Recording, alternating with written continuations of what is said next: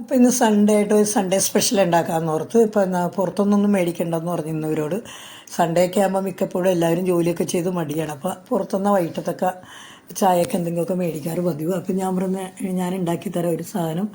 അപ്പോൾ ഉണ്ണിയപ്പമാണ് ഇവരൊന്നും കഴിക്കില്ല, മധുരമുള്ളതിനോട് വലിയ താല്പര്യമില്ല അവർക്ക്.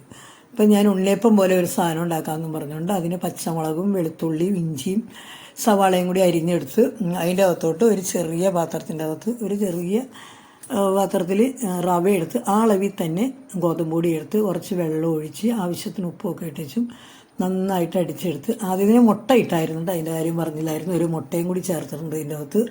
അപ്പോൾ എല്ലാം കൂടി നന്നായിട്ട് അടിച്ചിട്ട് 10 മിനിറ്റ് ഞാൻ മാറ്റി വെച്ചിട്ട് ഉണ്ണിയപ്പച്ചട്ടിക്കകത്താണ് ഉണ്ടാക്കണത്. അപ്പോൾ അതിൻ്റെ അകത്തോട്ട് ഒഴിച്ചു കൊടുത്ത് ഉണ്ണിയപ്പം പോലെ അതിന് നമുക്ക് പിന്നെ മുട്ടയൊക്കെ ചേർത്തേക്കണോണ്ട് പെട്ടെന്ന് പൊങ്ങി വരുമല്ലോ. എന്നിട്ടത് മറിച്ചിട്ടേച്ച് നമ്മൾ കോരിയെടുത്ത് പ്ലേറ്റിൻ്റെ അകത്ത് വെച്ചേക്കണേ അത് സോസ് എന്തെങ്കിലുമൊക്കെ കൂട്ടി നമുക്ക് കഴിക്കാം. അപ്പം ഞാൻ ആദ്യം തന്നെ ഒരെണ്ണം കഴിച്ച് നോക്കിയായിരുന്നു എങ്ങനെയുണ്ടെന്ന്. അപ്പോൾ എല്ലാവരും ഒന്ന് കണ്ടു നോക്കണേ. പിള്ളേർക്ക്